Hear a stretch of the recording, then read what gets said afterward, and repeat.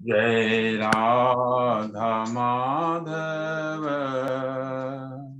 जय कुंज बिहार। जय राधा माधव जय कुंज बिहारी। जय गोपी जन वल्लभ जय गिरिवरधारी। जय गिरिवरधारी। यशोदानंदन ब्रज जन रंजन। यशोदानंदन ब्रज जन रंजन। यमुना तीरा बनचारी। यमुना तीरा बनचारी। जय राधा माधव जय कुंज बिहारी। हरे कृष्णा कृष्ण कृष्ण हरे हरे हरे राम राम राम हरे हरे हरे कृष्णा कृष्ण कृष्ण हरे हरे हरे राम राम राम हरे हरे हरे कृष्ण कृष्ण कृष्ण हरे हरे हरे राम राम राम हरे हरे।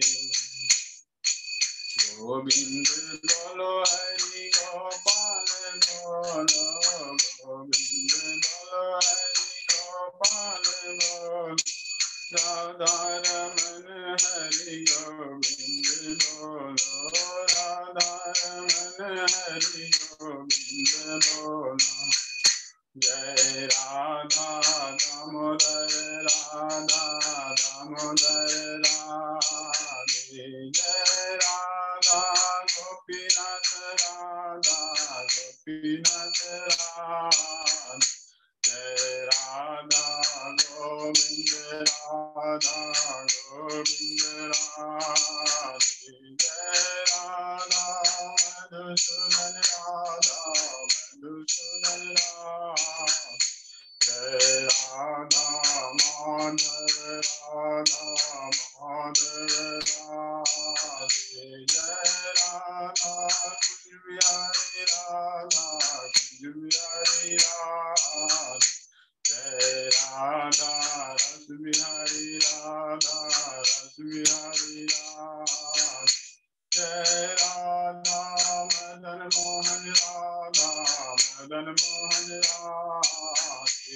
जय राधा केशव राधा केशव राधे। जय राधा श्याम सुंदर राधा श्याम सुंदर राधे।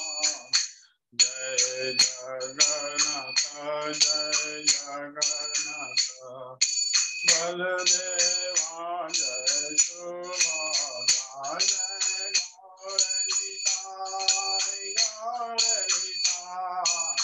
गौरनिताय जय गौरनिताय जय जय गुरुदेव गुरुदेव गुरुदेव जय जय प्रभुपाद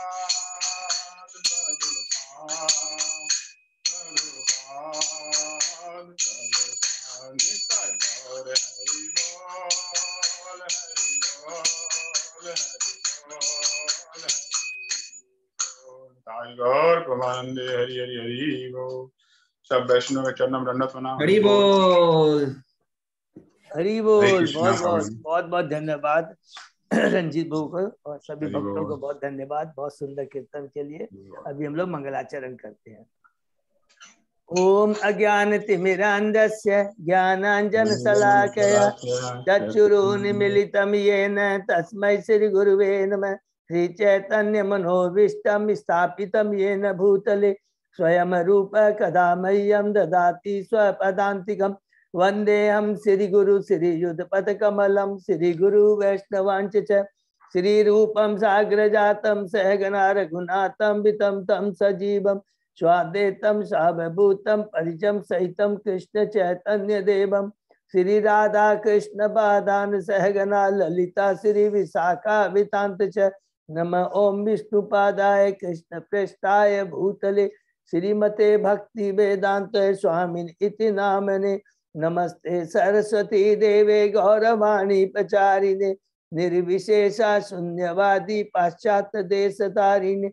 वांछा कल्पतरुभ्यश्च कृपा सिन्धुभ्येव च पतितानां पावनेभ्यो वैष्णवेभ्यो नमो नमः। नमो महावदान्याय कृष्ण प्रेम प्रदायते कृष्णाय कृष्ण चैतन्य नामने गौरत्विषे नमः।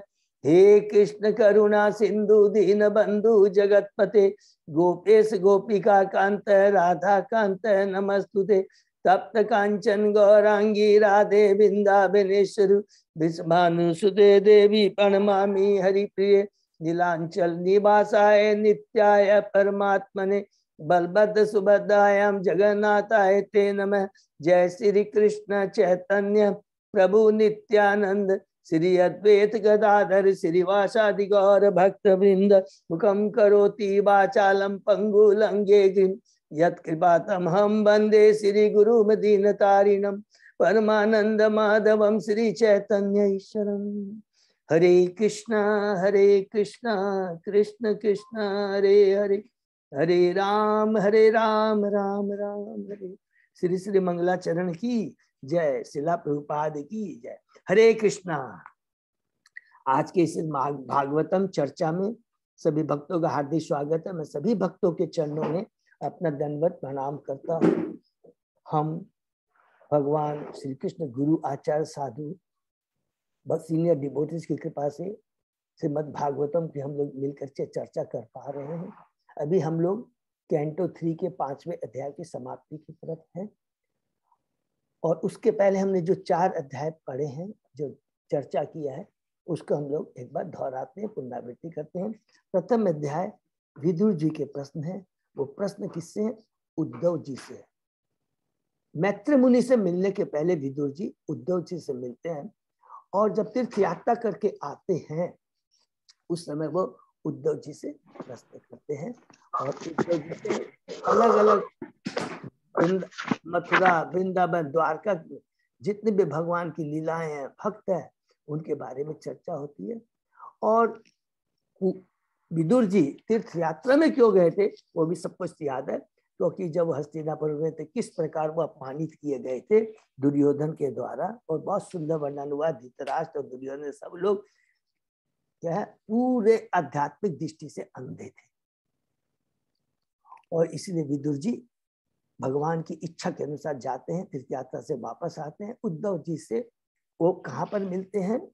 यमुना नदी के तट पर मिलते हैं और वहां पर अलग अलग प्रश्न करते हैं। दूसरे अध्याय में प्रवेश करते हैं, भगवान का स्मरण, जिसके अंदर में उद्धव जी विदुर जी को उनके प्रश्नों का उत्तर देते हैं। बहुत ही सुंदर ढंग से देते हैं कि भगवान हमारी कुशलता अब नहीं रही, भगवान श्री कृष्ण अब इस धरा पर नहीं है, कृष्ण रूपी सूर्य का अस्त हो चुका है। और फिर बताते हैं कि किस प्रकार यदुवंशी स्वयं भगवान को नहीं पहचान पाए। वो भगवान के बहुत सुंदर तुलना हम लोग ने प्रभुपाद जी ने दिया था स्वयं श्लोक के अंदर में कि किस प्रकार चंद्रमा और लक्ष्मी, मछली अपनों को चंद्रमा के समान समझती है। तो भगवान ने, उद्धव जी ने विदुर जी को भगवान श्री कृष्ण की अलग अलग लीलाओं कृपाओं के बारे में बताया। किस प्रकार शिशुपाल पर कृपा किया, किस प्रकार उन्होंने पुतना पर कृपा किया, किस प्रकार ब्रजवासियों पर उन्होंने कृपा किया, ब्रज गोपियों किस प्रकार उनके विरह में ब्रज गोपियां किस प्रकार भगवान को याद करती थी। अलग अलग वर्णन हम लोगों ने डिटेल में किया। उसके बाद में भगवान उद्धव जी ने अलग अलग सीक्वेंस में 25वें श्लोक से लेकर अलग के भगवान श्री कृष्ण ने मथुरा में जन्म लिया देवकी के पुत्र के रूप में। फिर किस प्रकार वो वृंदावन गए, वहां पर अलग अलग उन्होंने लीलाएं की। और वे साधारण गोप नहीं थे, वे बड़े बड़े मुनि थे जो उन्होंने हजारों साल तक तपस्या की थी भगवान का संग प्राप्त करने की। किस प्रकार भगवान ने असुरों का वध किया खिलौनों की तरह, किस प्रकार गोवर्धन लीला की, किस पर भगवान ने रास लीला गोपियों के संग रचाई। उसके बाद हम 30 अध्याय में प्रवेश करते हैं। ये तो थी वृंदावन के अंदर और वृंदावन के बाहर की लीला में। जो तीसरे अध्याय में उद्धव जी डिटेल में वर्णन करते हैं किस प्रकार भगवान वृंदावन से मथुरा आते हैं। कौन लेके आते हैं? अकुर जी लेके आते हैं उनको कंस के आदेश पर। और वहां भगवान कृष्ण कंस का वध होता है।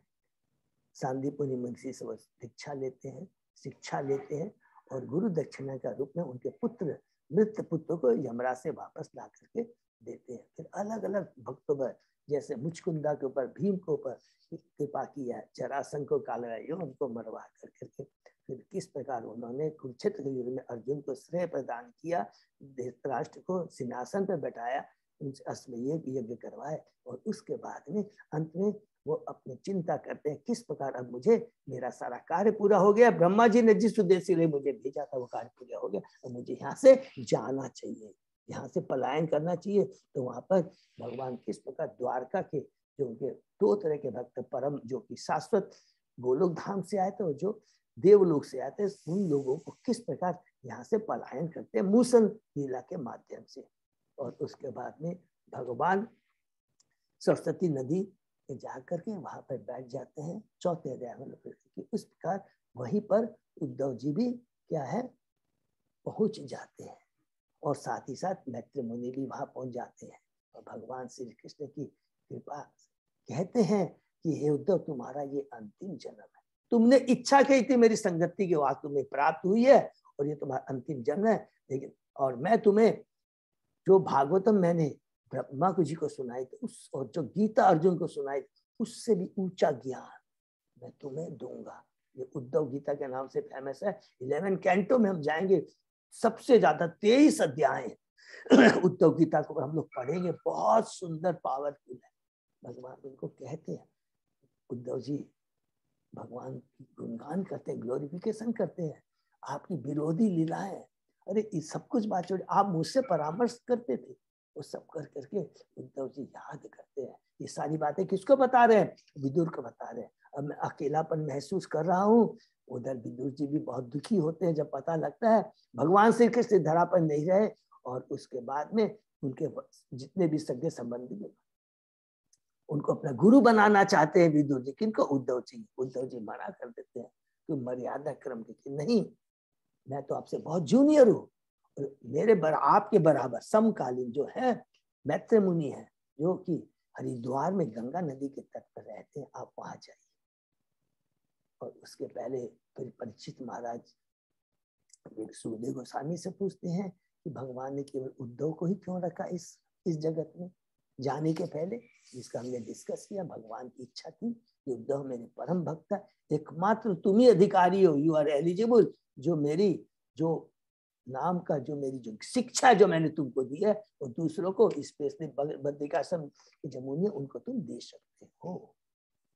इसी उद्देश्य से भगवान ने उद्धव जी को अकेले वहां रखा था। उद्धव जी चले जाते हैं बद्रिकाश्रम और विदुर जी चले आते हैं गंगा नदी के तट पर हरिद्वार में। मैत्री मुनि से वो मिलते हैं। 5वें अध्याय में प्रवेश करते हैं। 5वें अध्याय में मैत्री मुनि और विदुर की वार्ता, जिसमें विदुर जी बहुत ही सुंदर ढंग से कहते हैं कि बद्ध जीव सुख पाने की चेष्टा करता है, सकाम कर्म करता है, लेकिन और उस कर्म बंधन में फंसता चला जाता है। सुख नहीं मिलता, सुख तो केवल भगवान के नाम में श्रवण कीर्तन स्मरण में मिलता है। और कहते हैं कि आप जैसे महान पुरुष, आध्यात्मिक पुरुष, दिव्य पुरुष, भगवान के शुद्ध भक्त इस भौतिक जगह से में रमण करते रहते हैं कि किस प्रकार ये बद्ध जीव जो सकाम कर्म में फंसे हुए हैं, अज्ञानता में फंसे हुए हैं, उनको किस प्रकार प्रकाश में लाया जाए, जीवन की सत्यता के बारे में बताया था, उनकी अपनी आइडेंटिटी के बारे में बताया, उनका स्वरूप क्या है, इसके लिए वो विचरण करते रहते और कहते हैं कि हे मैत्रेय, मुझे भगवान की दिव्य लीलाओं के बारे में बताइए और मुझे विराट जगत के बारे में बताइए। 5वां क्वेश्चन करते हैं, और किस प्रकार भगवान अलग अलग योग्यता अनुसार ये 14 भुवन में किस प्रकार जीवों को उनके कर्म और स्वभाव के अनुसार स्थापित करते हैं। मुझे उस भगवान के बारे में बताइए जिनका श्रवण करने से अनासक्ति, जो अनासक्ति बढ़ती चली जाती है। कहने के बाद में मैत्रेय मुनि विदुर जी के प्रश्नों का उत्तर देते हैं। हे विदुर, तुम बहुत महान हो, भगवान के शुद्ध भक्त हो। तुम किस वंशज से हो? क्योंकि तुम स्वयं व्यास देव के पुत्र हो और पहले तुम यमराज थे, और क्योंकि एक मंडुक मुनि के अभिशाप के कारण तुम्हें इस जगत में यहाँ पर दासी पुत्र रूप में आया। तुमने मुझसे जो कुछ पूछा है, मैं तुम्हें 22वें श्लोक से बोलते हैं, मैं तुमको भगवान के, आपको भगवान उन लीलाओं का वर्णन करूंगा जिनके द्वारा भगवान विराट जगत में क्रमबद्ध सृजन, पालन और संहार करते हैं।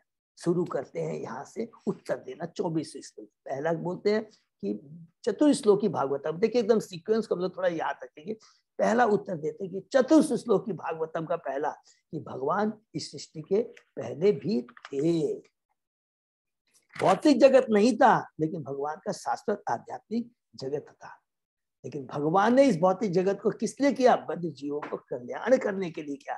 मैत्रेय मुनि बताते विदुर जी को, क्योंकि बद्ध जीव अपने को भोक्ता समझ जाता है, वो अपने को कहता है कि मैं मालिक हूं, तो भगवान ने उसको इच्छा को पूर्ति करने के लिए इस भौतिक जगत में लाते हैं, सारी व्यवस्थाएं करते हैं, स्वयं आते हैं, आचार्यों को भेजते हैं, अपने शास्त्रों को भेजते हैं, और उसके बाद में वहां शुरू करते हैं कि इस प्रकार भगवान प्रधान पुरुष अवतार के रूप में ये सृष्टि करते हैं। तो सृष्टि के लिए 23 एलिमेंट किस प्रकार तैयार होते हैं वो हमने सबने डिटेल में अच्छे से पढ़ा है। प्रधान, महत्व से मिथ्या अहंकार, फिर महत्व जो सतुगुण में होता है, रजोगुण में होता है, दोनों गुण में होता है, इन तीनों को मिलाकर कैसे 23 तत्व होते हैं। फिर उसके बाद में हमने बहुत अच्छे से, ये बहुत इंपॉर्टेंट है कि 37वें श्लोक में कि भगवान किस प्रकार ये पंच जो है सब स्पर्श रूप है,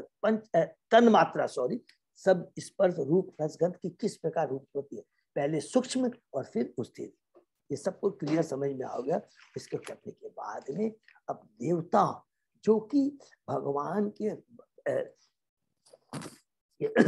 जो कि फॉल्स ईगो है, फॉल्स ईगो के जब सतोगुण में आता है उस समय हमने क्या था, क्या है उसको अधिदेव बोलते हैं, और ज्ञान शक्ति से क्या क्या था, माइंड और 10 सेंस देवता थे।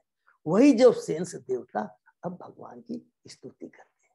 तो 38वें श्लोक में प्रभुपाद जी भगवान जो भक्त है और भगवान के जो स्पेशल ये जो प्राणी है, जो अंश है, कौन है, देवता, उनके बारे में बताते हैं। वो साधारण जीव नहीं है, वो भगवान के परम भक्त है। और हम जो जीव हैं वो भगवान उनको इस भौतिक जगत अब सृष्टि में मदद करने के, मेंटेन करने में, सॉरी नॉट सृष्टि करने, मेंटेन करने में, और सृष्टि में भी है, माने ब्रह्मा जी के द्वारा विसर्ग, अभी हम लोग सर्ग की बात कर रहे हैं, ओरिजिनल सृष्टि। तो देवता क्या क्या काम करते हैं, भगवान को हेल्प करते हैं, ब्रह्मा जी के रूप में विसर्ग माने शरीर प्रदान करते हैं, और इस सृष्टि को मेंटेन करने में पृथ्वी, अग्नि, जल, वायु, आकाश, ये सारे जो देवता हैं ये हेल्प करते हैं भौतिक जगत। लेकिन अभी तक तो केवल अव्यय बने हैं, पृथ्वी, अग्नि, जल, वायु, आकाश, सारे जो हमने पढ़ा 23 एलिमेंट बने।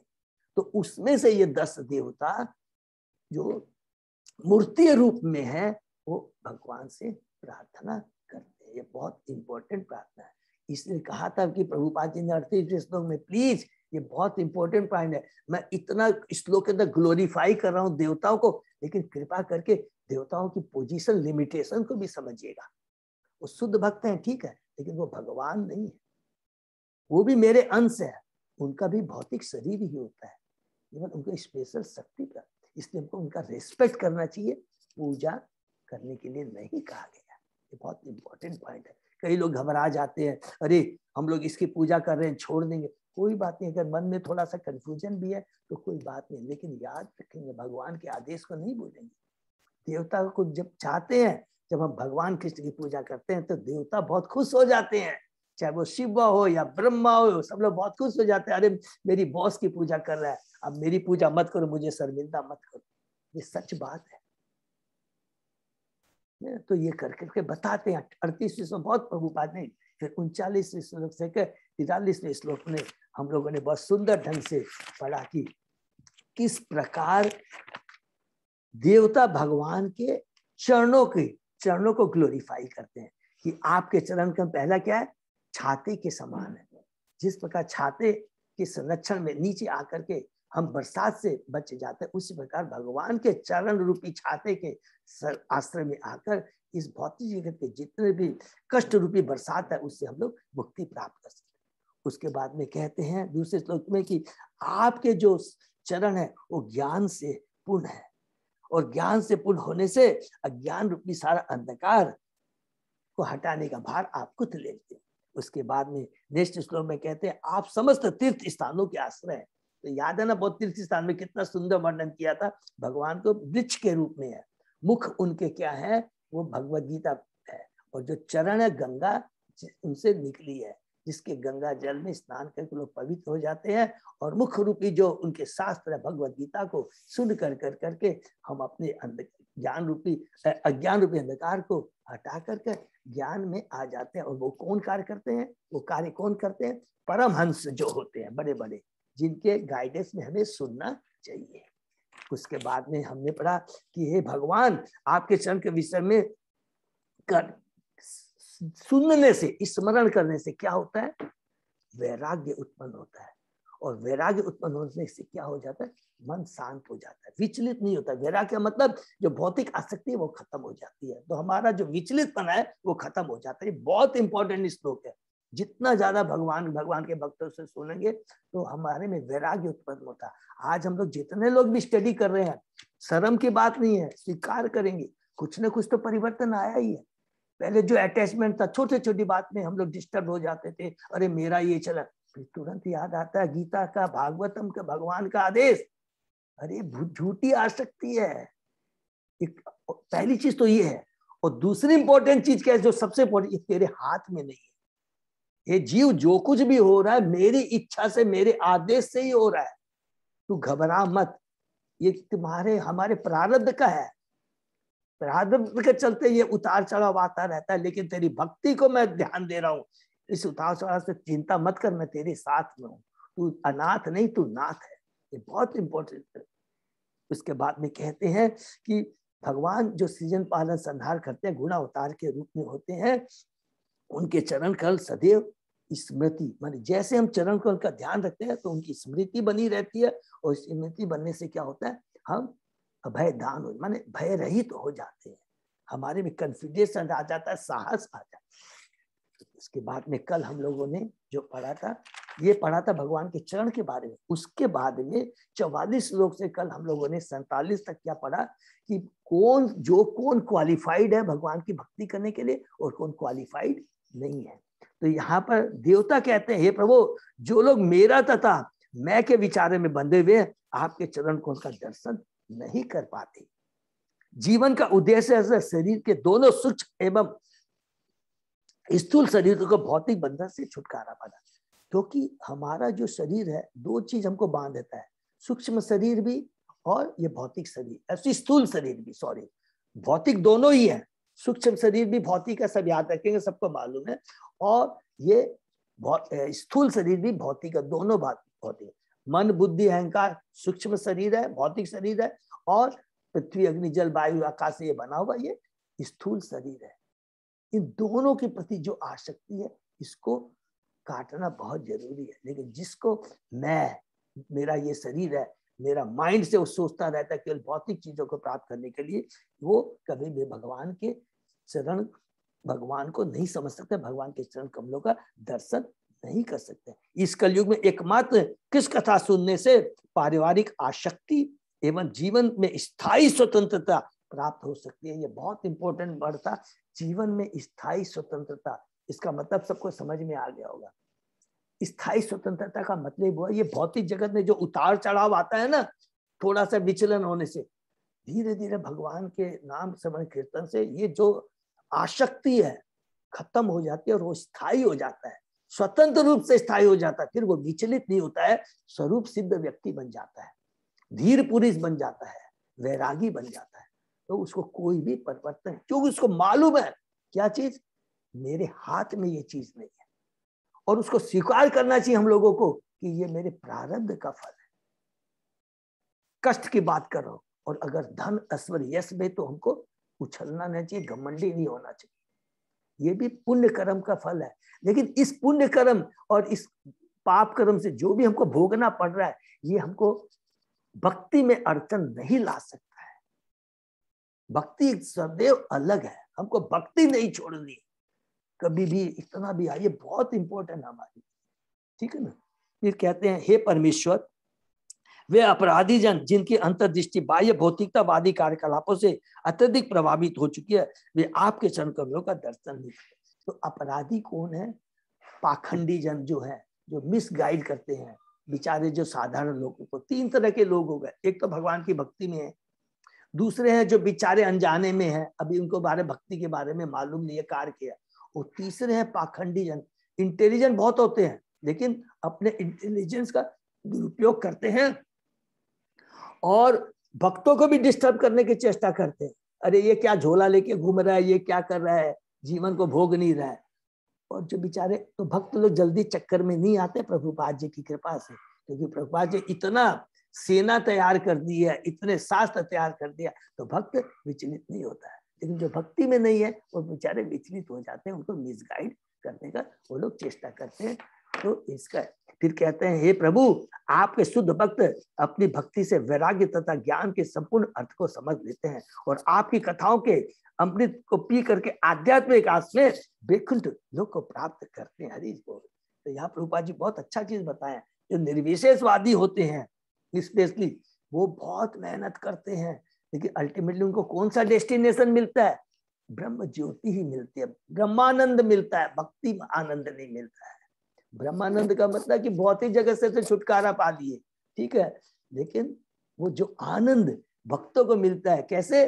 भगवान से रेसिप्रोकेट कर करके। कितना सुंदर, जब हम लोग 10वें कैंटे में पहुंचेंगे, डिटेल में पूछेंगे, पढ़ेंगे वृंदावन की लीलाएं, मथुरा के, मन ओतप्रोत हो जाएगा कि किस प्रकार भगवान बच्चे बन करके, हम लोगों ने दामोदर लीला, ब्रह्म विभवन लीला, गोवर्धन लीला, अलग अलग बहुत सारी लीलाओं के बारे में सुनेंगे। क्यों? क्योंकि उसमें भगवान के संग रेसिप्रोकेट होता है। रेसिप्रोकेशन का मतलब आदान प्रदान। भगवान है, भगवान के भक्त है, लेकिन जो निर्विशेषवादी है, शून्य में रहता है, कुछ नहीं समझ में आता है, और उस पद तक, माने ब्रह्म ज्योति तक पहुंचने के उसको कितने करोड़ों वर्षों तक तपस्या करनी पड़ती है। तो ये प्रभुपाद जी यहाँ पर देवता भगवान को बोल रहे हैं।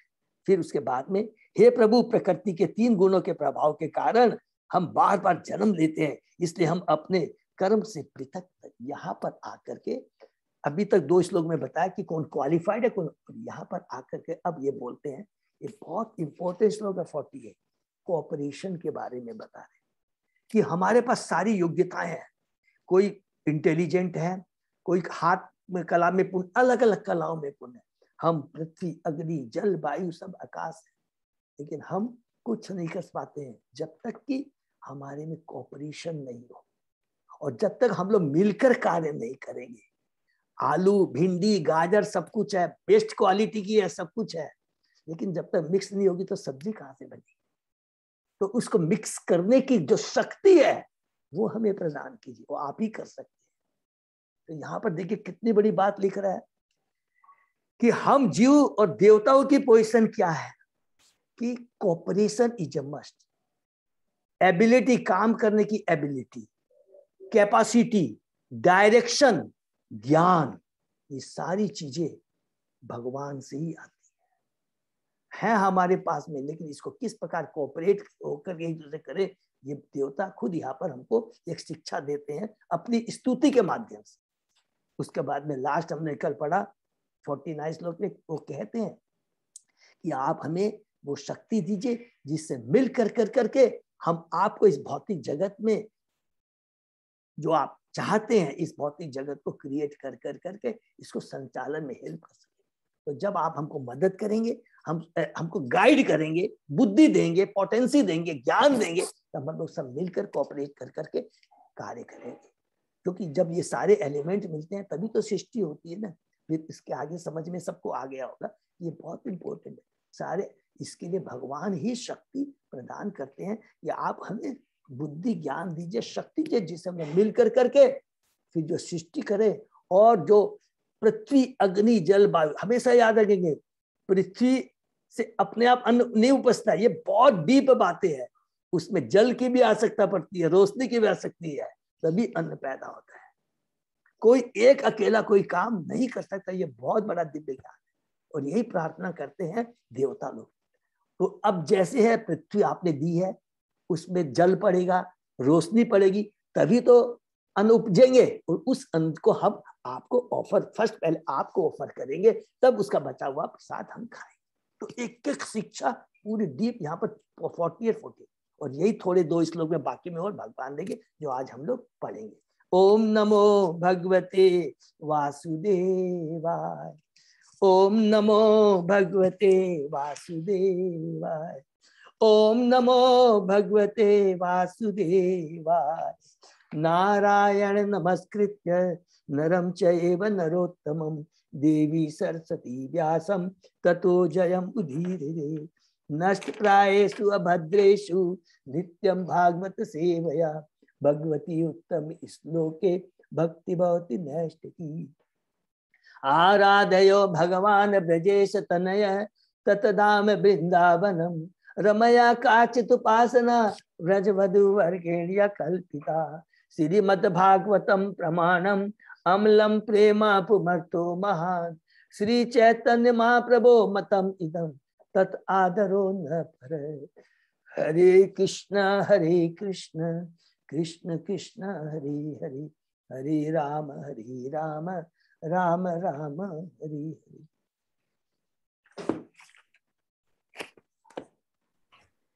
श्लोक नंबर 49, ठीक है जय प्रभु, यही है हम लोग 50 से प्रभु जी, और 50 से, सॉरी, श्लोक नंबर 50 से हम लोग शुरू करते हैं। कैंटो 3 अध्याय 5, ठीक है। त्वं न सुराणाम अशीष अन्वयानाम कुतश्च आद्य पुरुष पुराण। त्वं देव शक्त्याम गुण कर्म योनो रेत तु अजायाम कवि आददे अज। आप समस्त देवताओं तथा उनकी विभिन्न कोटियों के आदि साकार संस्थापक, फिर भी आप सबसे प्राचीन हैं और अपरिवर्तित रहते। हरि बोल, आप अपरिवर्तित रहते हैं। इसको अंडरलाइन कर दीजिए, भगवान अपरिवर्तित रहते हैं। हे प्रभु, आपका न तो कोई उद्गम है, न कोई आपसे श्रेष्ठ है। आपने समस्त जीव रूपी वीर्य द्वारा बहिरंगा शक्ति को गर्भित किया है, फिर भी आप स्वयं अजन्मा है। आपने भौतिक जगत की सृष्टि की है, लेकिन उसके बाद भी अजन्मा है। तो याद रखेंगे, जब भी अजन्मा वर्ड रहते हैं, इसका मतलब आपका कोई भौतिक जन्म नहीं है। आप जो इस आध्यात्मिक जगत में भी आते हैं तो आपका आध्यात्मिक शरीर होता है, भौतिक नहीं। आदि पुरुष भगवान ब्रह्मा से लेकर अन्य सारे जीवों के पिता है। ब्रह्मा से ही विभिन्न योनियों में अन्य सभी जीव उत्पन्न हुए, फिर भी परम पिता का कोई पिता नहीं। हरि बोल। सभी श्रेणियों का प्रत्येक जीव, यहाँ तक कि ब्रह्मांड के आदि प्राणी ब्रह्मा तक किसी पिता से उत्पन्न है, किंतु भगवान का कोई पिता नहीं है।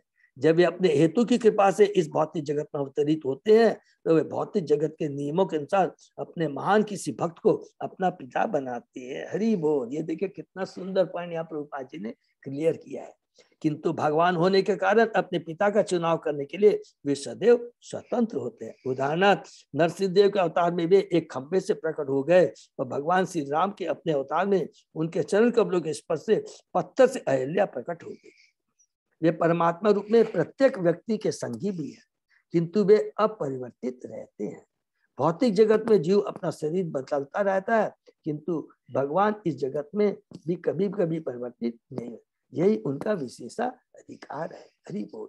जैसा कि भगवद गीता में 14.3 में पुष्टि हुई है। भगवान बहिरंग या भौतिक शक्ति को गर्भित करते हैं और इस तरह बाद में विभिन्न कोटियों के रूप में प्रथम देव ब्रह्मा से लेकर तुच्छ चीटी से सारे जीव उत्पन्न होते हैं। तो यहाँ पर हम लोग क्लियर कर लेंगे, दोहरा लेंगे, एकदम कंसेप्ट क्लियर है। भगवान पुरुषावतार के रूप में कारणोदय विष्णु के रूप में पहले जीवों को इस भौतिक प्रकृति में माने प्रधान में डालते हैं। जीवों को उनके कर्म और स्वभाव के अनुसार एक पोर्शन हो गया, और दूसरा अब भगवान प्रकृति में सारी फैसिलिटियां क्रिएट कर रहे हैं और उस फैसिलिटी को माध्यम से शरीर उत्पन्न होगा। तो ब्रह्मा जी और जितने भी है वो सारे शरीर देते हैं, याद रखिए। और उस शरीर के लिए भी जितने इंग्रेडिएंट्स है जो हमने पढ़ा थे इस तरह, तो भगवान ही देते हैं, जीव को उत्पन्न नहीं कर सकते। ये हमेशा याद रखेंगे, हमने पढ़ा था, ठीक है ना। किंतु भगवान हर एक के आदि पिता हैं। भगवान के साथ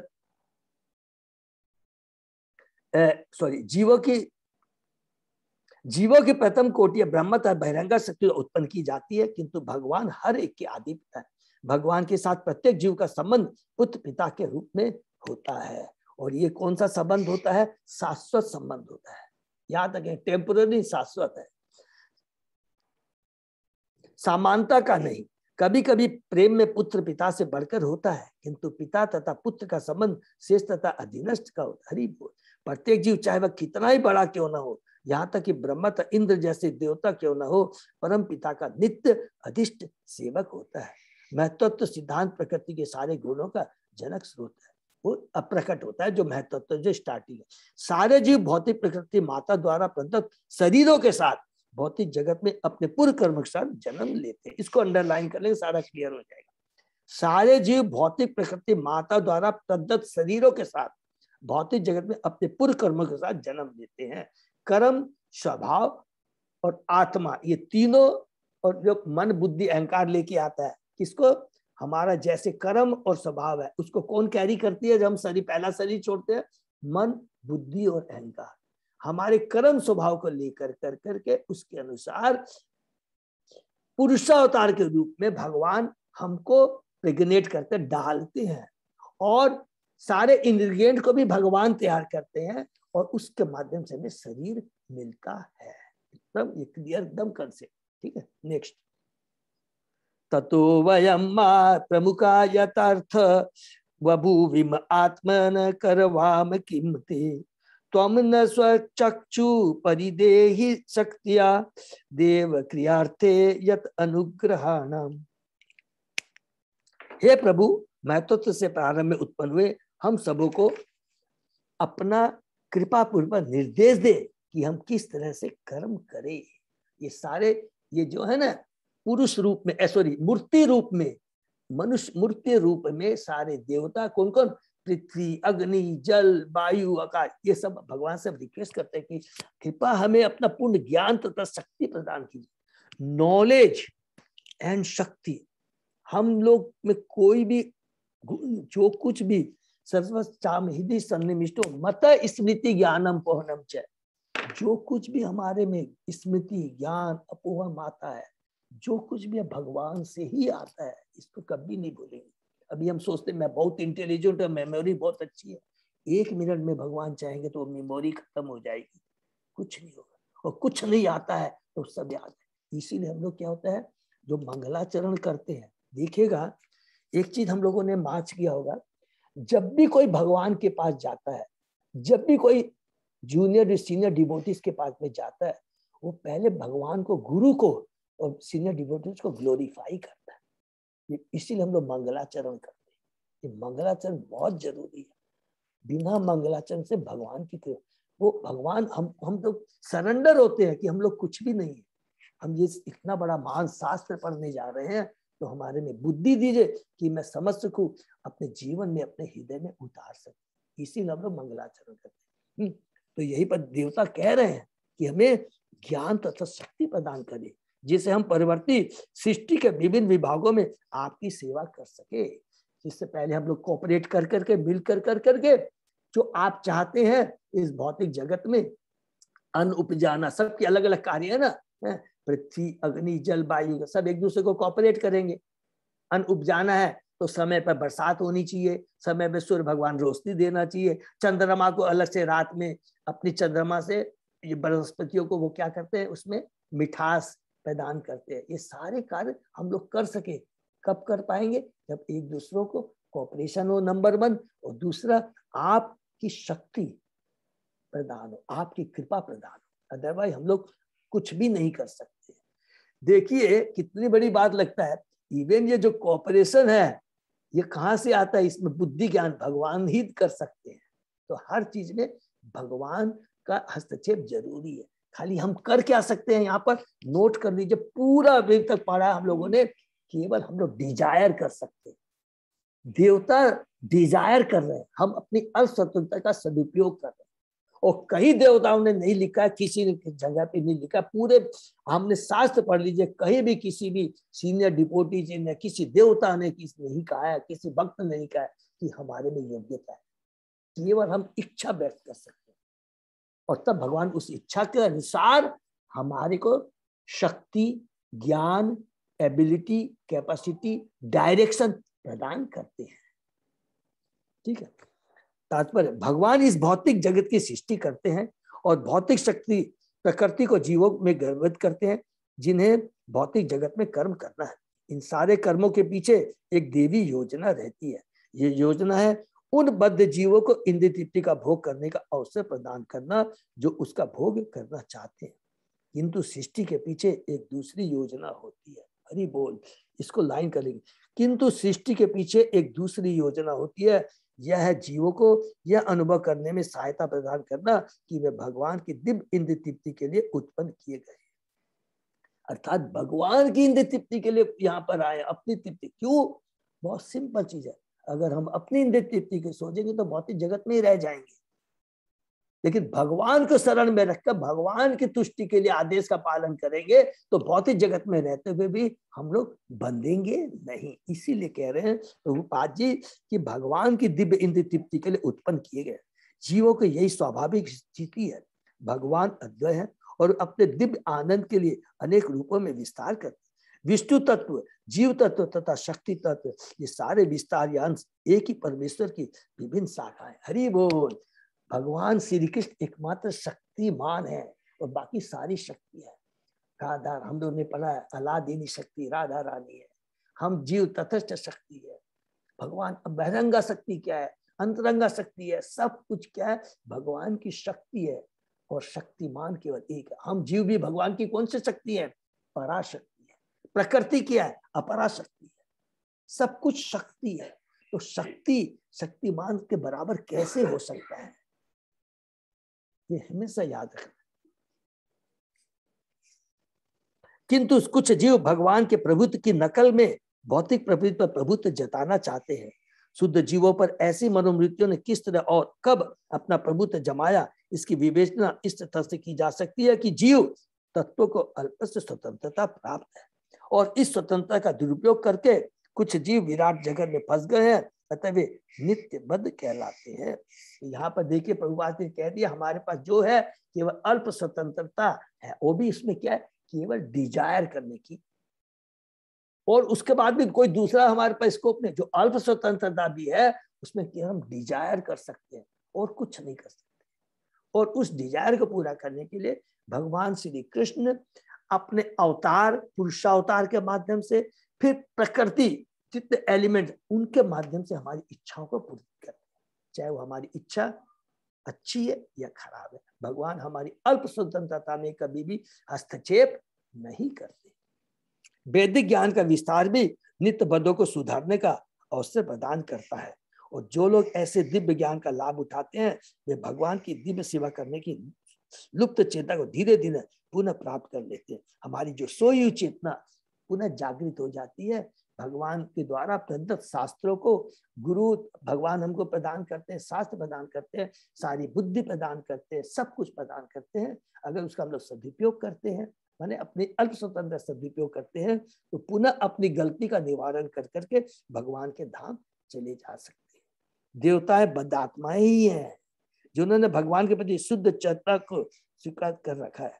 देवता है भी बद्ध आत्मा ही है, क्योंकि देवता में क्या है, भगवान के बहुत बड़े भक्त होते हैं, लेकिन साथ ही साथ उनमें कंट्रोलिंग मेंटेलिटी होती है। सतोगुणी लेवल पे होते हैं, याद रखेंगे। नहीं तो 3 गुणों को कभी नहीं बोला जाता, नहीं तो ऐसे बोला जाता कि रजोगुण बांधता है, तमोगुण बांधता है, तो ये भी क्यों लिखा है सतोगुण भी बांधता है। याद रखेंगे, सतोगुण में विचार अच्छे होते हैं, लेकिन मेंटेलिटी, जो कंट्रोलिंग मेंटेलिटी, वो रहती है। तमो रजोगुण का प्रभाव आ जाता है। हाँ, क्योंकि शुद्ध सतोगुण नहीं होता है। हरि बोल, वो शुद्ध सतोगुण नहीं होता है। जब भी हम लोग सतोगुण बोलते हैं ना, तो बहुत अच्छी बात कार्तिक राखी याद रखेंगे, it is a mixture of little रजोगुण एंड तमोगुण। May be it may be like that, just example के लिए, कि 90% सतोगुण है, 10% रजो तमोगुण है, और वही खेला बिगाड़ देता है। हमको 3 गुणों से ऊपर जाना, शुद्ध सतोगुण जिसको बोलते हैं, ठीक है ना। तो देवताओं में क्या है, भगवान के भक्त होते हैं, लेकिन उनमें भी कंट्रोलिंग मेंटेलिटी होती है। और ये क्यों होती है? सिंपल रीजन है, जो भौतिक जगत में रहेगा केवल तभी निकल सकता है जब पूर्ण रूप से भगवान को समर्पित हो जाए। तो हमने अभी पढ़ा था, वो शाश्वत स्वतंत्र जीवन बिता सकता है। शाश्वत स्वतंत्र जीवन का मतलब, शाश्वत स्वतंत्रता का मतलब हुआ 3 गुणों से ऊपर होकर स्वरूप सिद्ध बन करके केवल भगवान की भक्ति में लगा रहता है, और कभी वो विचलित नहीं होता है 3 गुणों से, ठीक है ना। किंतु साथ ही साथ वे भौतिक सत्य पर अपना प्रभुत्व जताना चाहते रहते हैं। देखिए क्लियर यहाँ पर लिख दिया प्रभुपाद जी ने देवताओं के बारे में। देवागण बद्ध आत्मा ही है जिन्होंने भगवान के प्रति इस शुद्ध चेतना की सेवा को स्वीकार रखा है, किंतु साथ ही साथ वे भौतिक शक्ति पर अपना प्रभुत्व जताना चाहते रहते हैं। ऐसे मिश्रित चेतना बद्ध जीव को इस सृष्टि के मामलों का प्रबंध करने की स्थिति तक पहुंचाती है। चूंकि वो भगवान के अच्छे भक्त हैं, सतोगुण विचार वाले, इसलिए भगवान तो जानते हैं भाई बद्ध जीव है, भौतिक जगत में बद्ध, उनको क्या है, स्पेशल एक उनको कार्य, हमारे पूरी सृष्टि को मेंटेन करने में उनको एक पोस्ट देते हैं। अग्नि देवता, जल देवता, सूर्य देवता, वायु देवता, इस तरह के देवतागण बद्ध जीवों के विश्वस्त नेता है। जिस तरह सरकारी कारीगरों के कुछ पुराने बंदियों को कारागार के प्रबंध का उत्तरदायित्व पूर्ण कार्य सौंपा जाता है, उसी तरह देवतागण सुधरे हुए बद्ध जीव है। हरि बोल, क्योंकि वो सतोगुणी लेवल पे रहते हैं, जो भौतिक सृष्टि में भगवान के प्रतिनिधियों के रूप में कार्य करते हैं। ऐसे देवतागण भौतिक जगत में भगवान के भक्त होते हैं, और जब वे संसार पर प्रभुत्व जताने की संपूर्ण भौतिक इच्छाओं से पूरी तरह मुक्त हो जाते हैं, तो वे शुद्ध भक्त बन जाते हैं, और उनमें भगवान की सेवा करने के अतिरिक्त कोई अन्य इच्छा नहीं रह जाती। इसलिए जो भी जीव भौतिक जगत में कोई पद चाहता है, वह भगवान की सेवा में ऐसी इच्छा प्रकट कर सकता है, और ईश्वर से शक्ति तथा बुद्धि मांग सकता है। हरि बोल, जैसा कि इस विशिष्ट श्लोक में देवताओं के उदाहरण से स्पष्ट है। जो कुछ भी हमको मांगना है, कृष्ण से मांगिए। जो कुछ भी है, कृष्ण सब कुछ हमें प्रदान करे। जो कुछ भी, गारंटी है, जो कुछ भी मांगिए, चाहे वो माने विकर्म कार्य के लिए भी नहीं हो, कृष्ण लेकिन पूरा करते हैं।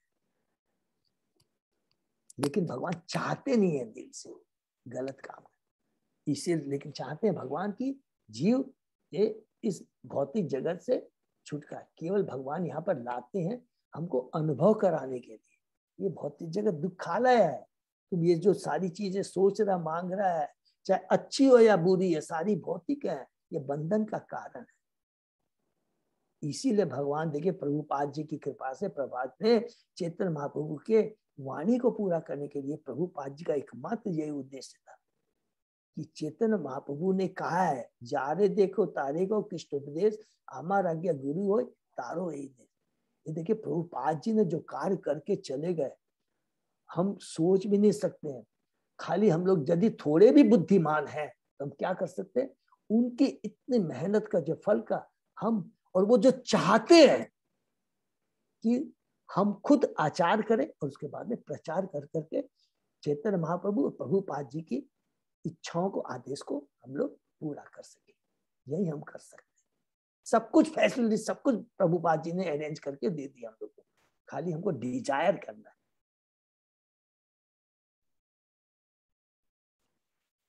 भगवत गीता में 15 श्लोक भगवान कहते हैं, मत स्मृति ज्ञानम पोहनम च, सारी स्मृति, सारा ज्ञान तथा सारी स्मृति उन भगवान द्वारा अभियंत्रित होती है जो प्रत्येक व्यक्ति के हृदय में आसीन। बुद्धिमान मनुष्य भगवान से सहायता मांगता है और भगवान अपनी नानाविध सेवा में लगे निष्ठावान भक्तों की सहायता करते हैं। हरि बोल। भगवान से मांगता है और भगवान सहायता करते हैं। भगवान ने देवताओं को जीवों के विगत कर्मों के साथ विभिन्न योनि में उत्पन्न करने का कार्यभार सौंप रखा है। वे यहाँ पर भगवान से अपने अपने कार्यों को पूरा करने के लिए बुद्धि तथा शक्ति की याचना कर रहे हैं। इसी तरह कोई भी बदात्मा दक्ष गुरु के निर्देशन में भगवान की सेवा में प्रवृत्त हो सकता है और क्रमशः भव बंधन से मुक्त हो सकता है। गुरु भगवान का प्रकट प्रतिनिधि होता है और जो कोई भी अपने को गुरु के निर्देशन में रखकर तदनुसार कार्य करता है वह बुद्धि योग के अनुसार कार्य करता हुआ माना जाता है। जैसा कि भगवद गीता में बतलाया गया है, व्यवसात्मिका बुद्धि एक कुरु नंदन बहुशाखा ही अनंताश्च बुद्धि अवेशा साइना। इस प्रकार से मेरे भागवत के 30 स्कंद के अंतर्गत मैत्रेय के विदुर की बात है, शीर्षक 5वें अध्याय का भक्ति वेदांत तात्पर्य। हरि बोल।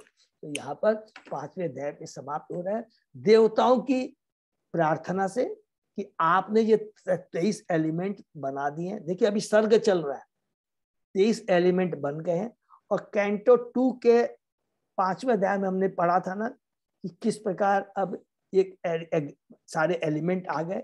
देवताओं के बारे में ये नहीं लिखा था, ये यहाँ पर लिखा कि अब देवता स्तुति करेंगे, सब अमलगमेट होंगे, कोऑपरेट करेंगे दूसरों को, उसके बाद में विराट जगत बनेगा, एक सिंगल ब्रह्मांड बनेगा। ऐसे ही असंख्य ब्रह्मांड है। ठीक है, तो हम लोग अध्याय 6 में प्रवेश करते हैं, पहला श्लोक। ठीक है, तो प्रभु हम लोग शुरू क्या करें, शुरू कर सकते हैं। तो सब अध्याय 5 तक का सबको क्लियर है। अध्याय 5 में विदुर जी मैत्रेय मुनि के पास आते हैं। मैत्रेय मुनि विदुर जी प्रश्न करते हैं और उसके बाद में 15वें 16वें श्लोक से मैत्रेय मुनि 16वें श्लोक से मैत्रेय मुनि बहुत खुश हो जाते हैं विदुर से, उनको ग्लोरीफाई करते हैं, उनके वंशज को ग्लोरीफाई करते हैं और फिर कहते हैं कि हे विदुर, तुमने मुझसे जो प्रश्न किया भगवान की सृष्टि पालन संहार के बारे में तुमको बताऊंगा। फिर वो स्टार्ट करते हैं कौन से श्लोक से, जो कि चतुश्लोकी भागवतम का पहला श्लोक है कि भौतिक जगत के पहले, सृष्टि पहले कुछ भी नहीं था और भगवान ने ये सृष्टि क्यों की है उसके बारे में बताते हैं 24वें श्लोक में। और उसके बाद में अलग अलग जो हमने कैंटो 2 के 5वें अध्याय में पढ़ा था कि किस प्रकार प्रधान, महतत्व, अहंकार, मिथ्या अहंकार और मिथ्या अहंकार सतगुण होकर के कैसे 23 तत्व बनते हैं। फिर वो जब 23 तत्व बन जाते हैं तो उसके अंदर में जो 10 देवता है, जो सेंस, जो हमारे अलग अलग सेंस देवता है, वो भगवान से प्रार्थना कर रहे हैं, भगवान को ग्लोरीफाई कर रहे हैं। किस लिए कि आपने ये एलिमेंट तो बना दिए हैं, लेकिन एक दूसरे को मिक्स करने की, कोऑपरेशन की शक्ति, बुद्धि, ज्ञान, डायरेक्शन, पोटेंसी हमको दीजिए। यहाँ पर कर करके अब भगवान आगे सृष्टि करेंगे। ठीक है ना प्रभु जी, प्रभु जी। हाँ प्रभु, हाँ प्रभु। प्रभु जी एक छोटा सा मेरा कंफ्यूजन है मेरा। हाँ बोलिए ना प्रभु। प्रभु जी ये आपका जो श्लोक नंबर 43 है आपका, ये एक सेकंड मैं निकाल लूं। हाँ 43, एक सेकंड प्रभु। हाँ बोलिए प्रभु। प्रभु जी ये थोड़ा सा जरा मेरे को ना कंफ्यूज कर रहा है मेरे को। ये क्या आप क्वेश्चन बताइए प्रभु। प्रभु जी ये कहता है कि सतोगुणी लोग भगवान विष्णु की पूजा करते हैं, रजोगुणी लोग ब्रह्मा की और तमोगुणी लोग शिव की पूजा करते हैं। हाँ प्रभु।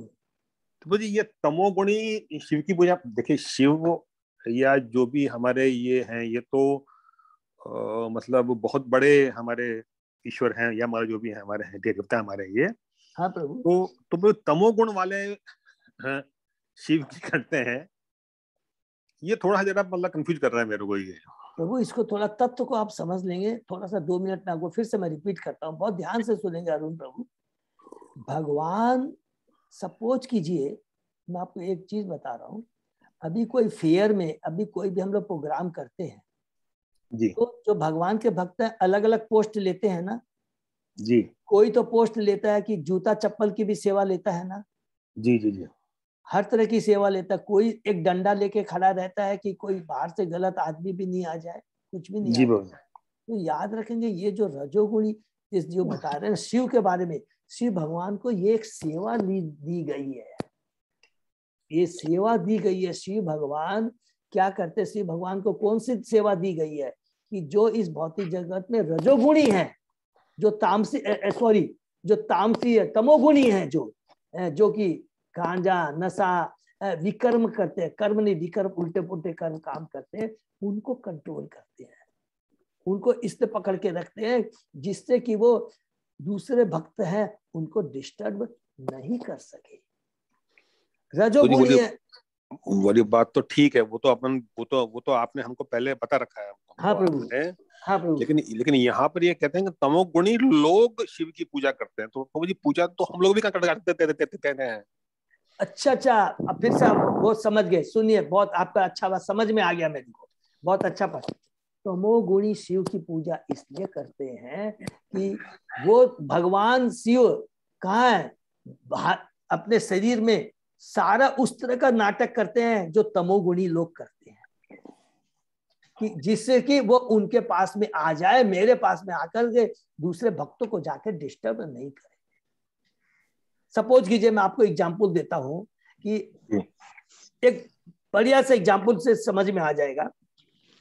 सरकार ने, बहुत ध्यान से सुनेंगे, थोड़ा सा, किसी को बहुत गलत लाइन में आदत है जी, व्यभिचार की आदत है, तो सरकार क्या करती है, वेश्यालय खोलती है कि जिससे कि वहां लोग चले जाए और जो साधारण घर वाले फैमिली वाले हैं उनको वो लोग डिस्टर्ब ना करें। आपको समझ में आ रहा है? इसलिए भगवान ने शिव भगवान को कहा कि भैया तुम तमोगुणी है, तुम तमोगुणी जैसा व्यवहार करो, इस तरह का भस्म लेटो, गांजा पियो, नशा करो। तो जो गांजा पीने वाले हैं, नशा करने वाले तुम्हारे पास में, उनको तू पकड़ के रखना कि जाकर वो दूसरों को डिस्टर्ब नहीं करे। शराब का भगवान गवर्नमेंट लाइसेंस देती है कि तुम जाकर के इधर उधर नहीं कर करके, ठीक है, लिमिटेड तुमको एक लाइसेंस मिले, तुम वो लो, लेकिन दूसरों को डिस्टर्ब मत करो, दूसरों को नशा की उसमें मत डालो। यही प्रभु ऐसा भी हो सकता है ना, तमोगुणी लेवल का मालूम नहीं है शिव जी वो असली वैष्णव है इसलिए वो करता है। नहीं, वो तो ठीक है प्रभु, वो तो डेफिनेटली उसको नहीं मालूम है, लेकिन प्रभु जी का प्रश्न ये है कि तमोगुणी लोग शिव के पास क्यों जाते? क्यों प्रभु, आपका यही प्रश्न है ना? हाँ, नहीं मतलब मैं सुनो ने ये मैंने ये लिखा हुआ है स्पेसिफिकली कि तो उससे ऐसा लगता है कि जो लोग शिव की उपासना करते हैं वो तमोगुणी हो जाते हैं, ये होते हैं।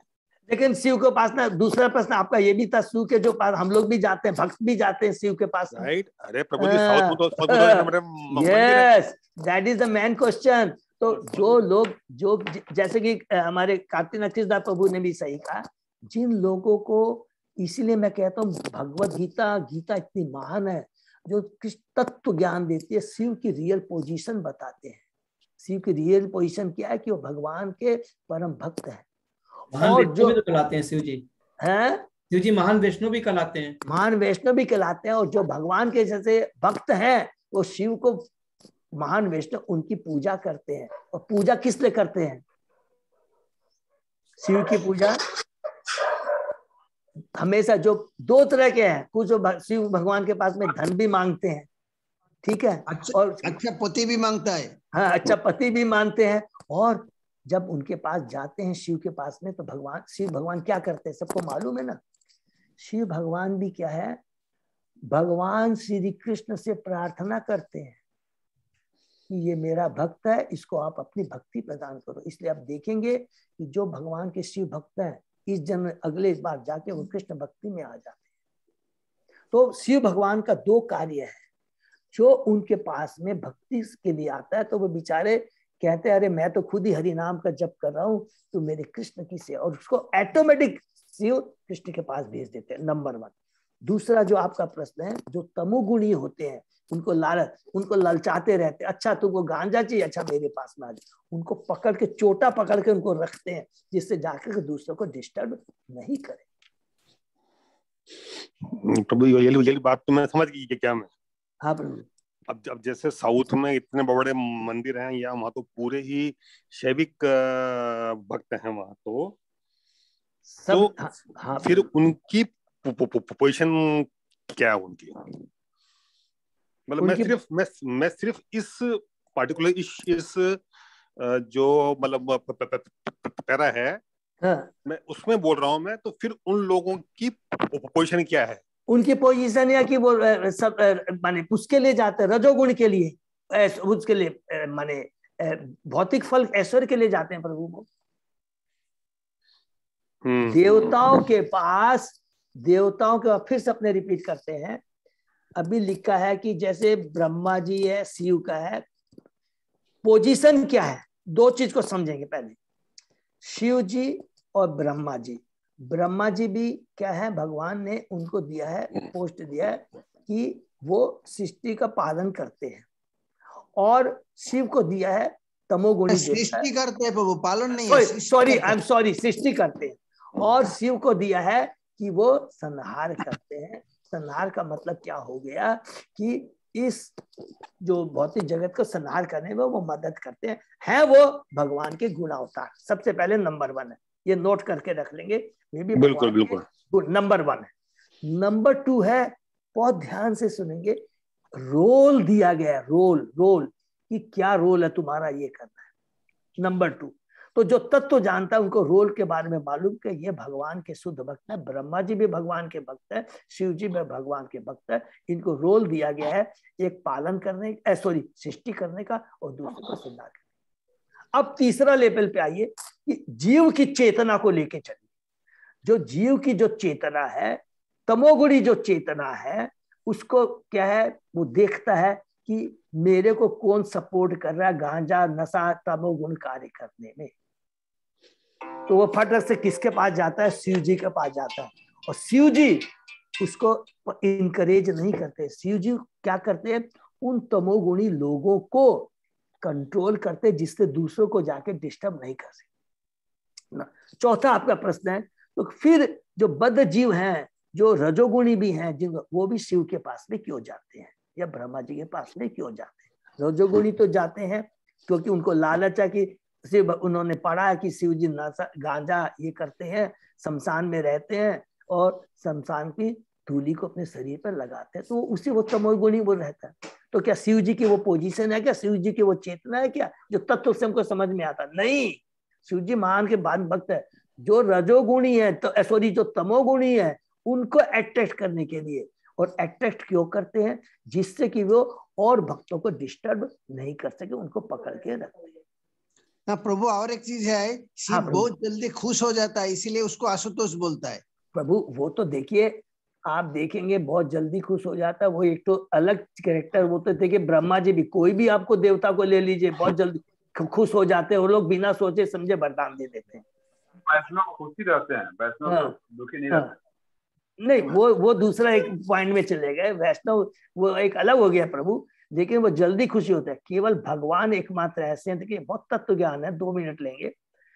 भगवान केवल कभी भी फिसलते नहीं है, क्योंकि वो रियल पिता है, और सारे देवता भी, सारे देवताओं के पिता भी भगवान है, याद रखेंगे। इनको रोल दिया जाता है, ये भी 3 गुणों से बंधे हुए रहते हैं, तो ये भी कभी कभी अपना रोल करते हुए विचलित हो जाते हैं। तो ये कि जो आपका जो प्रश्न है कि चाहे वो रजोगुणी हो चाहे वो तमोगुणी हो, वो ब्रह्मा जी शिव जी के पास में जा सकता है। क्योंकि क्यों जाता है? रजोगुणी है वो शिव भगवान से शक्ति मांगता है, जैसे प्रभु ने कहा अच्छी पत्नी मिलनी चाहिए, धन मिलना चाहिए।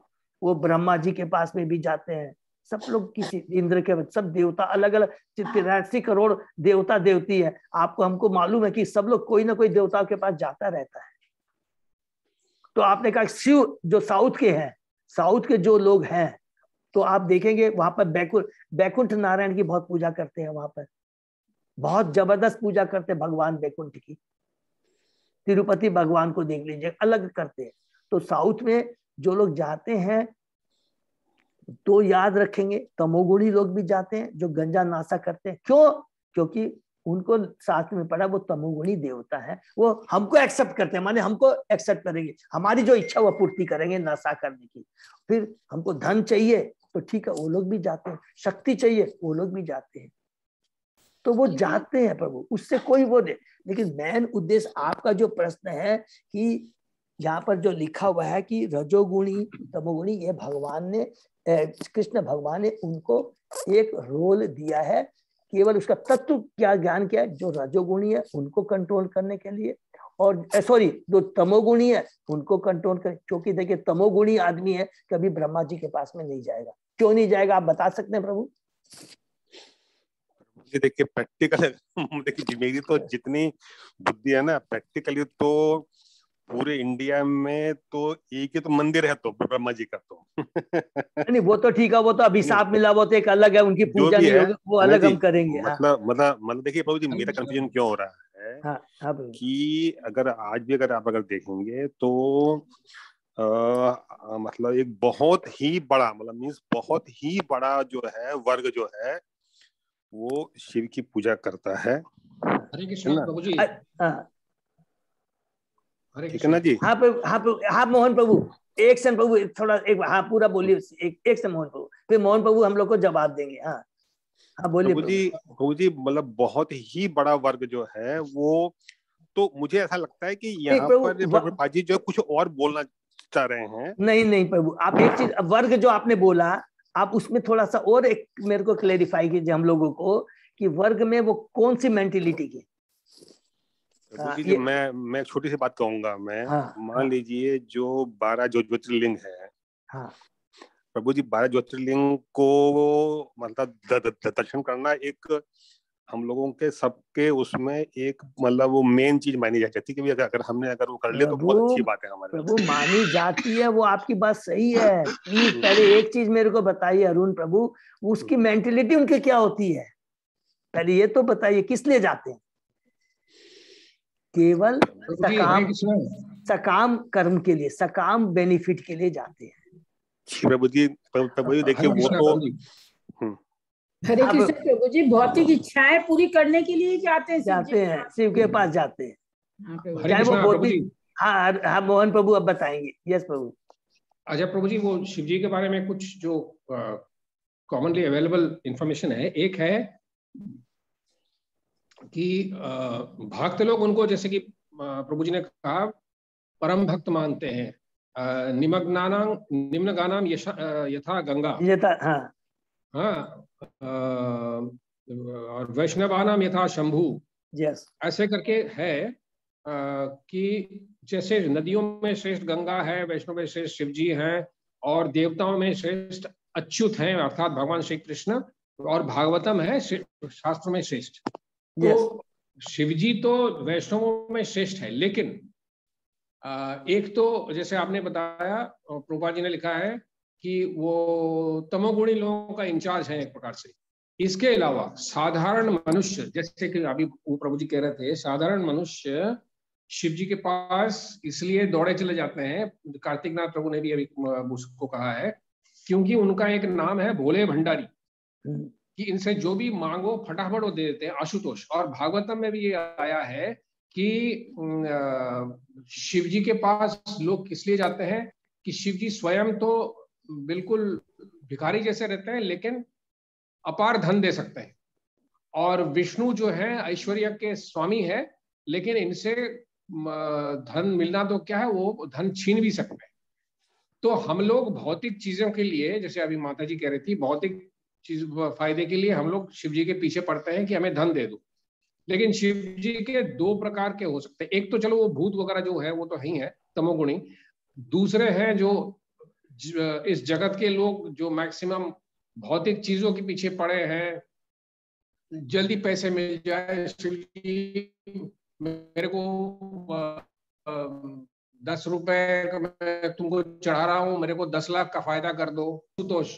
तो लोग उसको कहेंगे कि एक प्रकार से उससे फायदा उठाने के लिए उसकी पूजा करेंगे। हाँ, कि तुमको मैं थोड़ा जल डाल रहा हूँ, दूध डाल रहा हूँ, तुम मेरा जल्दी जल्दी फायदा करो। लेकिन शिव जी असली में है परम वैष्णव, इसलिए जो भक्त उनसे कृष्ण भक्ति मांगते हैं, जो कि बिरले हैं, ऐसे शिव जी प्रसन्न होकर उनको कृष्ण भक्ति देते हैं। वो सनातन गोस्वामी की कहानी है कि ब्राह्मण गया था और सनातन गोस्वामी ने उनको पारसमणि दे दिया, और ये पूरा शिव जी के इशारे पर उसने, मतलब ये ब्राह्मण गया था क्योंकि शिव जी चाहते थे कि ब्राह्मण को असली ऐश्वर्य मिले। ब्राह्मण को ऐश्वर्य चाहिए था शिव जी से, लेकिन शिव जी ने कहा ये अच्छा ब्राह्मण है, इसको भौतिक ऐश्वर्य नहीं, इसको आध्यात्मिक ऐश्वर्य दिलाता हूँ। और सनातन गोस्वामी से उसको पारसमणि मिला, लेकिन उसको ये बुद्धि भी दे दी शिव जी ने कि इसके पीछे और कुछ है। कूड़ादान में तुमने पारसमणि देखा, लेकिन वो ये जो साधु बाबा है, जो सनातन गोस्वामी है, ये असली धन तो छुपा के रखा है, इसलिए पारसमणि कूड़ादान में ही रखता है। फिर उसने सनातन गोस्वामी ने उसको हरिनाम का दान दिया, जो सबसे बड़ा धन है। तो शिव जी अलग अलग लोगों के लिए अलग अलग मायने रखते हैं। तो जो तमोगुणी है उसके लिए वो हम इंचार्ज हैं जी, भोले बाबा हैं। चलो भोले बाबा भी भांग पी रहा है, हम भी भांग पी रहे हैं, हम भी भांग पी ले। हाँ, जो जिनको धन चाहिए उसके लिए वो भोले भंडारी है कि मतलब आपके भंडार तो खुले हैं, आप हमको भी कुछ दे दो, कुछ करोड़ दे दो। लेकिन जो भक्त हैं वैष्णवानाम यथा शंभु, वो शंभु जी सबसे बड़े भक्त हैं। हाथ में हर समय उनका माला रहता है, जैसे हम फोटो में देखते हैं, भगवान का नाम लेते रहते हैं। और जो भक्त उनसे सहायता मांगता है कि हमें भक्ति में आगे कर दीजिए, तो उनको आगे कर देते हैं। तो शिव जी को हम किस तरीके से अप्रोच करते हैं, शिव जी वैसे हमको देते हैं। कई ऐसे भक्त हैं जो शिव जी के उपासक, लाइन आपका आवाज कर दिया, लेकिन अच्छे उपासक होने के कारण बाद में। हरे कृष्ण प्रभु जी, आप एक बार रिपीट कीजिए प्रभु, लास्ट वाला वो आपका वो थोड़ा। मैं कह रहा था प्रभु जी, ऐसे कई भक्त देखने को मिलते हैं, इस्कॉन में भी मिलते हैं, जो पहले शिव जी के उपासक थे, लेकिन बाद में शिव जी की कृपा से वो कृष्ण भक्त भी बन गए। प्रभु I am one of them. Shiv ji को हम लोग डाउन नहीं दिखाते हैं, शिव जी बहुत ऊंची पोजीशन में है, वो लगभग कृष्ण के पोजीशन में ही है, जैसे ब्रह्म संहिता में कहा गया है। और शिव जी स्वयं आए हैं शंकराचार्य के रूप में, और वो कहते हैं भज गोविंदम भज गोविंदम, तो गोविंद का ही भजन तू कर बस।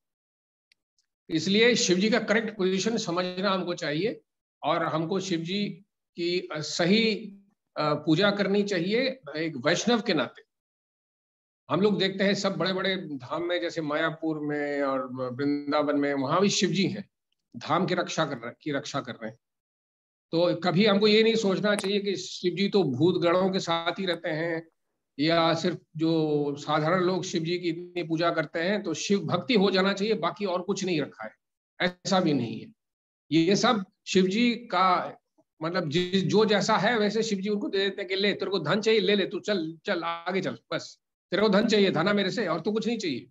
लेकिन जो भक्ति चाहता है, भगवान की भक्ति, उसको शिव जी प्यार से आगे कर देते हैं, भगवान कृष्ण के पास भेज देते हैं, ट्रांसफर कर देते हैं उसको। हाँ जी, हाँ जी, ये मेरा अंडरस्टैंडिंग। यस प्रभु, एकदम एग्जैक्ट, बिल्कुल वही है। अरुण प्रभु जी, आपकी के लीला प्रभु बोलेंगे। भगवान श्री राम जो विष्णु के अवतार हैं, जो तो वो भी भगवान शिव की पूजा करते हैं। रामायण में आया कि जब लंका जा रहे थे तो उन्होंने शिव जी की स्थापना की थी, और राम जी जो पूजा उनकी कर रहे हैं, उनका उद्देश्य यहाँ पर क्या रहा होगा, ये थोड़ा सा जागृत करें। क्या बोले प्रभु? भगवान राम ने भी जो शिव की स्थापना की थी लंका जाते वक्त, तो उन्होंने शिव जी की पूजा की, उन्होंने उपासना की थी। उनका उद्देश्य वहां पर क्या उनसे। हाँ प्रभु, हाँ मोहन प्रभु। अच्छा, थोड़ा सा मैं आइडिया दे सकता हूँ। मेरा जो आइडिया है, एक है कि भगवान तो भगवान है, वो कुछ भी कर सकते हैं, और हर समय भगवान अपने भक्तों को आगे रखते हैं। भगवान ने ऐसे लीला भी की है कि अपने भक्तों के चरण धोए हैं, सुदामा के चरण धोए हैं। हाँ, अश्वमेध यज्ञ में उन्होंने बहुत सारे राजाओं के चरण प्रक्षालन किया है। तो इस जगह में ये नहीं सोचना चाहिए कि इसने इसकी सेवा की है, उसकी पूजा की है तो ये बड़ा वो छोटा। दिव्य जगत में बड़ा छोटा का कुछ नहीं होता है। और भगवान शिव जी ने स्वयं कहा है पार्वती जी को, आराधनानां सर्वेषां विष्णुर आराधनां परम, कि जितने सारे आराधना है उनमें से विष्णु आराधना है सबसे ऊंचा। तस्मात् परतरं देवी तदीयानां समर्चनम, लेकिन विष्णु आराधना से भी ऊपर है कि विष्णु भक्त की आराधना करना। तो भगवान की आराधना सबसे बड़ा है। भगवान जो है वो राम के रूप में आए हैं, तो अवश्य ही राम भगवान है। लेकिन अगर राम अपने भक्त की आराधना कर रहे हैं तो उसमें राम छोटे नहीं हो जाते, इसमें कोई चिंता की बात नहीं है। और कि कोई छोटा कोई बड़ा राम ने इसने किया। और एक बात और प्रभु जी ने कहा, मैं उसको थोड़ा मेरे जो आइडिया है जो हमने सीखा है उससे मैं उसको थोड़ा ठीक कर देना चाहूंगा, कि भगवान राम विष्णु के अवतार नहीं है। भगवान राम भगवान कृष्ण अभिन्न है, ये अलग अलग रूप है लेकिन अभिन्न है। और विष्णु, जैसे कि प्रभु जी क्लास में बताते आ रहे हैं, विष्णु या नारायण जो है ये भगवान के एक प्रकाश है, एक विस्तार है। तो चलो वो तो एक साइड में हो गया। बड़ी बात यह है कि भगवान कुछ भी कर सकते हैं। कई जगह में हमने देखा है कितने सारे लीला हैं, भगवान ने अपने भक्तों की सेवा की है, उससे भगवान छोटे नहीं बन जाते। ये तो भगवान का जो बड़प्पन है उसको और भी हम उजागर करते हुए देखते हैं कि भगवान कोई चीज पर थकते नहीं है, अपने छोटे से छोटे भक्त को भी ऊंची जगह दे देते हैं। इसलिए ये एक इंडिविजुअल एग्जाम्पल को लेके हम ऊंच नीच का या ऊपर सीनियर जूनियर का हम आइडिया नहीं लगा सकते। हरे कृष्ण। प्रभु जी ने अच्छा एक्सप्लेन किया है। मगर अपने जब ये देखते हैं कि भगवान शिव भी राम की आराधना करते हैं और राम भगवान शिव की आराधना करते हैं, ये प्रदर्शन क्या उन्होंने एक दूसरे को सम्मान देने के हिसाब से, एक दूसरे का भक्तों की सेवा करने का हिसाब से है, या और क्या है सकता है? प्रभु पीके लीला प्रभु मोहन प्रभु ने बहुत सुंदर जवाब दिया। बहुत अच्छा। आप खाली एक ही लाइन उसमें नोट कर लीजिए कि प्रभु ने कितने बड़ी बात है। भगवान, हमने अभी भी भागवतम में पढ़ा है, अभी भी हमने पढ़ता है कि जब भगवान ने मूसल लीला की है तो भगवान कहते हैं वैष्णव को भगवान बहुत मानते हैं। जो भगवान का भक्त होता है, वैष्णव होता है, उनकी बहुत कदर करते हैं। और भगवान शिव परम वैष्णव है, उनको जाकर के उनको स्नान। एग्जाम्पल एक कभी कभी आप नहीं देखते हैं कि आपकी कंपनी में, आप कंपनी के मालिक हैं, एक मैनेजिंग डायरेक्टर है, वो आप उसके यहाँ जाते हो, उसको बर्थडे में आपको बुलाता है, उसको बुला के वो केक काटता है, आप उसको ग्लोरीफाई करते हो, उसको माला पहनाते हो कि अरे आपका बर्थडे विश है, तो उसको माला पहनाते हो। वो तो बॉस है तो क्या उसको माला पहनाता है? तो किसने बनाता है कि वो बहुत मेरा परम स्टाफ है, बहुत सीनियर स्टाफ, बहुत अच्छा है, उसको तो माला पहनाने का मतलब नहीं अरे बॉस अपने जूनियर को माला पहना रहा है। बहुत सुंदर। तो वो चीज नहीं होती है प्रभु, वो उस समय भाव दूसरा रहता है, समझे कि नहीं प्रभु? तो भगवान अपने, जैसे प्रभु ने कहा, भगवान अपने भक्त का कुछ भी कर सकते हैं। और दूसरा एग्जाम्पल आपने पढ़ा भी कि जब भगवान ने युधिष्ठिर महाराज को राज्य सिंहासन में बताया तो युधिष्ठिर महाराज पूरे विश्व के राजा थे और कृष्ण भगवान द्वारका में राजा थे। तो भगवान श्री कृष्ण किसके अंडर में काम कर रहे थे? वो किसके अंडर में थे? युधिष्ठिर के बोले हम लोग, युधिष्ठिर महाराज के अंडर में। तो भगवान अपने भक्तों के लिए कुछ भी कर सकते हैं। ये बहुत सिंपल चीज है प्रभु, ठीक है ना? और अरुण प्रभु, आपको पीके लीला प्रभु आपको क्लियर हुआ? एकदम बिल्कुल। अच्छा अरुण प्रभु। हाँ प्रभु जी, आपको क्लियर हुआ प्रभु? प्रभु मुझे थोड़ा सा टाइम दो, मैं सोचता हूँ उसके ऊपर। आप उसको स्टडी करिए, फिर क्वेश्चन करिएगा प्रभु। खाली लास्ट में एक ही यहाँ समाप्त करते, ये याद रखेंगे, तत्व को पहले समझेंगे प्रभु प्लीज। अच्छा, मैं एक चीज बोलना चाहता हूँ प्रभु। और प्रभु 7 चैप्टर जो है ना गीता का, 20 से 23 ये 3-4 श्लोक आप पढ़िए, आपको समझ में आ जाएगा। अच्छा चलो कल फिर डिस्कस कर लेंगे, यदि होगा अलग से डिस्कस कर लेंगे हम लोग। यहाँ पर हम लोग विराम देते हैं, ठीक है? हरे कृष्णा। बहुत बहुत हरे धन्यवाद। कृष्णा, हरे कृष्णा। हरे कृष्णा, हरे हरे कृष्णा। कृष्णा। थोड़ा समय दंडवत ज्यादा, प्रणाम धन्यवाद प्रभु प्रभु जी। जी। हरे कल हम कृष्णा लोग प्रभु जी, सबको बहुत धन्यवाद। धन्यवाद। कल हम लोग हरे कृष्णा। सोमवार को दंडवत नया प्रणाम प्रभु चैप्टर जी। शुरू लास्ट करेंगे। मंडे हरे करेंगे हम कृष्णा। लोग। हाँ दंडवत प्रणाम। मंडे हरे को कृष्णा करेंगे। प्रभु जी, दंडवत हरे प्रणाम। कृष्णा, दंडवत प्रणाम। कोई अनाउंसमेंट या मैसेज हरे होगा तो कृष्ण प्रभु जी, दंडवत दंड प्रणाम। प्रणाम माता जी, दंड। हाँ, हरे अजय कृष्णा प्रभु कुछ प्रभु बोल जी। रहे हैं? दंडवत अगर प्रणाम। कुछ मैसेज होगा तो ग्रुप में कर दूंगा मैं मैसेज। शायद सोमवार ठीक को है। कुछ अभिषेक है तो उसका प्रोग्राम मंदिर में बहुत डिटेल्स में नहीं हो रहा है, तो उसका जो भी जैसे लाइव टेलीकास्ट कुछ रहेगा तो मैं मैसेज कर दूंगा। हरी बोल। Thank you so much Hari प्रभु। बोल। हरी बोल। यही तो हम लोग विराम देते। हरी बोल।